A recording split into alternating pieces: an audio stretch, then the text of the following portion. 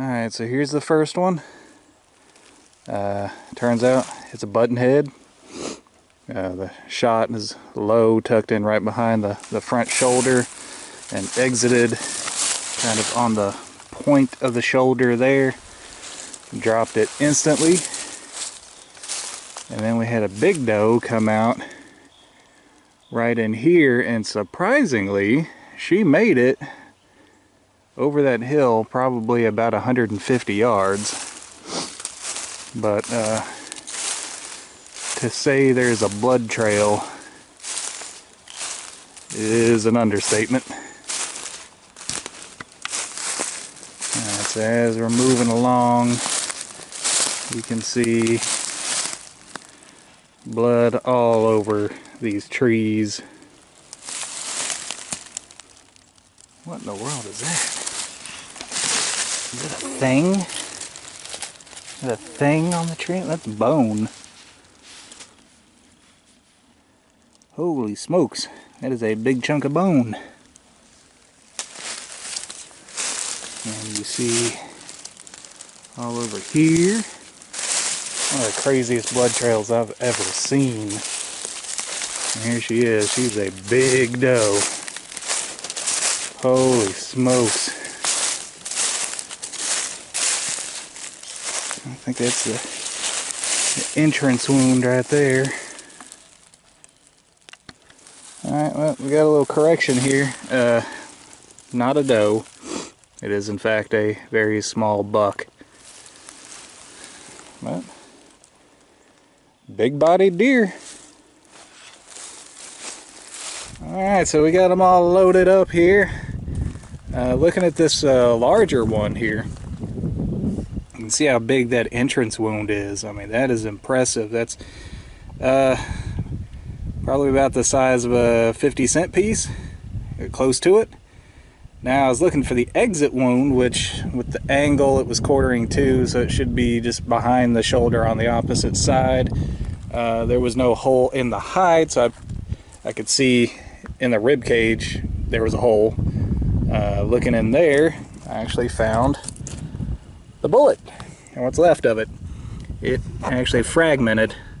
As you can see, here's the base of the jacket, another large piece of the jacket. Here's a little piece of lead, and the main piece of lead here.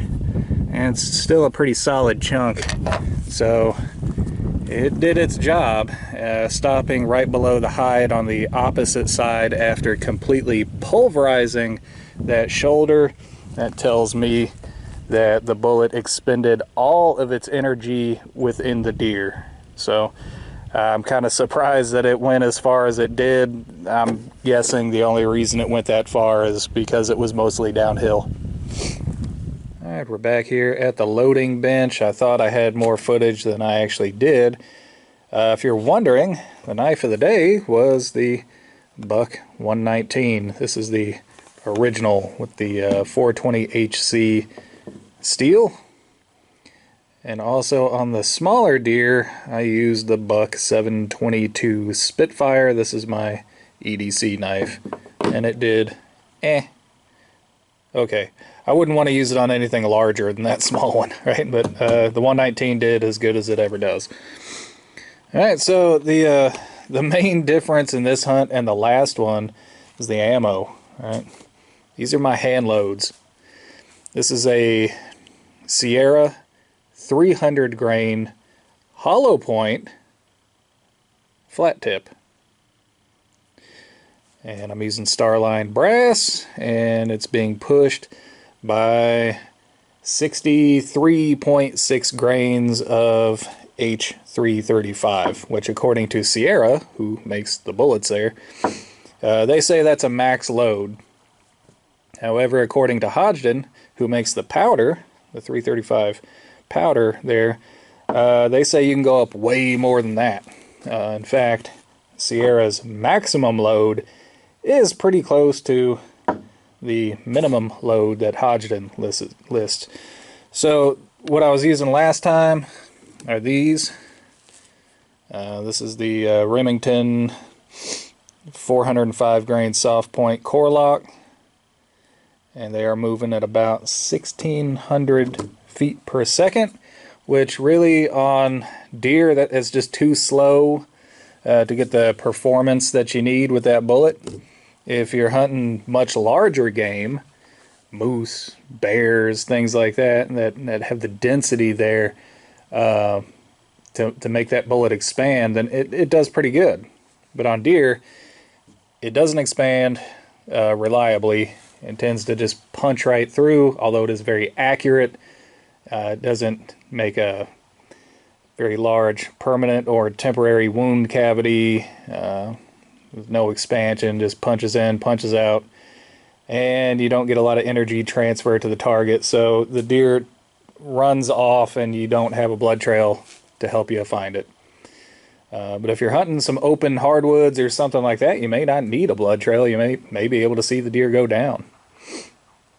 In my case, that didn't happen. It took me like 4 hours to find that deer. But yeah, these hand loads, totally different. These are shooting 2,200 feet per second. That's what the load data said. And when I checked it with my chronograph, my average was 2187 feet per second. So yeah, right up there.